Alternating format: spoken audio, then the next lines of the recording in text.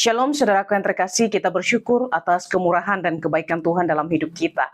Sebelum kita memulai renungan hari ini, kita berdoa terlebih dahulu. Bapa di dalam surga, kami sungguh sangat mengucap syukur atas segala sesuatu yang boleh kami lewati sepanjang perjalanan kehidupan kami.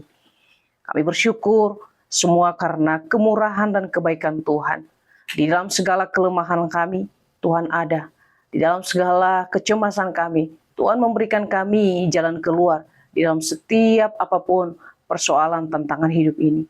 Pada saat ini Tuhan, kami mau mendengarkan sabda kebenaran firman, berkati setiap hati dan pikiran kami. Dalam nama Tuhan Yesus kami berdoa. Amin.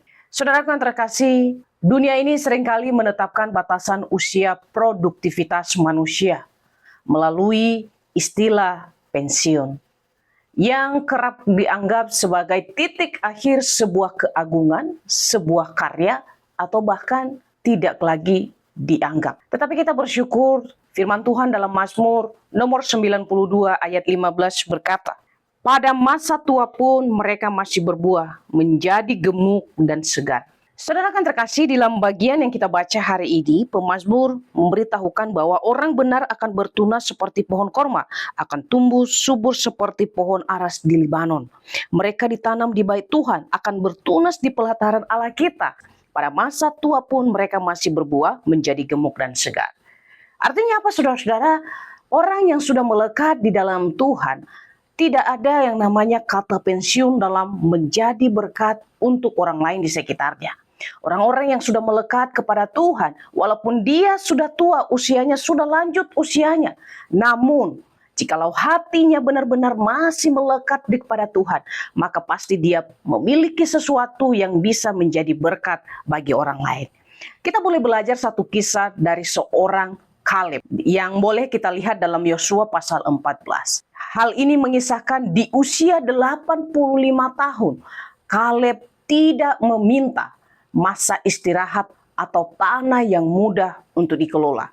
Usia yang kalau kita lihat saat ini Bapak Ibu, mustahil bagi Kaleb untuk mengerjakan, tetapi justru dia meminta hal demikian supaya diberikan tanah yang tidak mudah. Karena kenapa? Dia mau terus berusaha, dia mau terus berjuang. Walaupun kalau kita melihat Bapak Ibu dan Saudara bahwa usia 80 di masa itu mungkin berbeda di usia kita yang sekarang. Tetapi kita belajar bahwa Kaleb masih tetap produktif sekalipun mungkin usianya sudah 85 tahun. Dia memiliki iman bahwa penggunungan Hebron yang penuh tantangan dan musuh terbesar, Tuhan pasti tolong kehidupannya.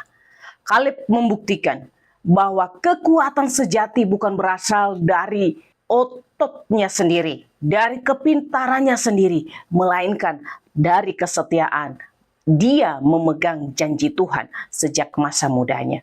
Sehingga semakin bertambah usianya justru menjadi ajang pembuktian penyertaan Tuhan yang tidak pernah berkekurangan dalam kehidupannya.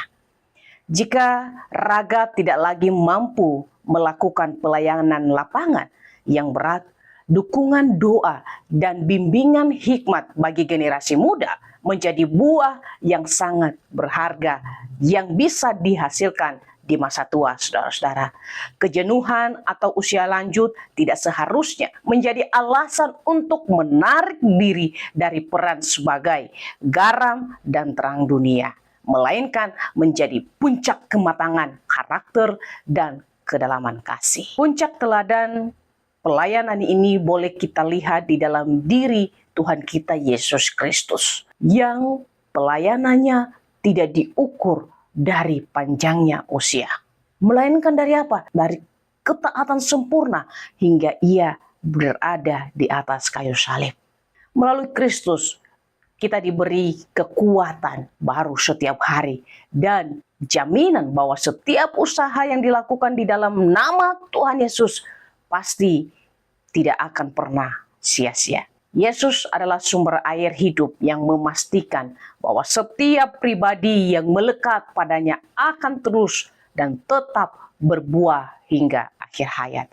Jadi saudara-saudara, kalau mungkin Bapak Ibu saat ini sudah berusia 80, 90, atau mungkin ada yang 60, 50 tahun, janganlah berhenti untuk tetap menjadi berkat. Bisa dilakukan kepada anak, kepada cucu, memberikan nasihat yang baik, memberikan contoh yang baik misalnya. Dulu saya punya kakek. Kakek saya ini adalah orang yang suka memberi contoh, tetapi sangat disayangkan. Contoh yang sering diberikan adalah contoh yang sedikit kurang baik. Sehingga pada akhirnya apa yang terjadi Bapak Ibu, tanpa saya sadari saya mengikuti gaya kehidupan kakek saya yang kurang baik. Salah satu contoh misalnya ketika ia berbicara sesuatu, marah misalnya atau menegur misalnya, harus ada kata emasnya dulu, kata-kata kasar dulu. Tapi saya bersyukur di perjalanan akhir hidupnya dia kembali dan dia bersyukur atas kebaikan dan kemurahan Tuhan.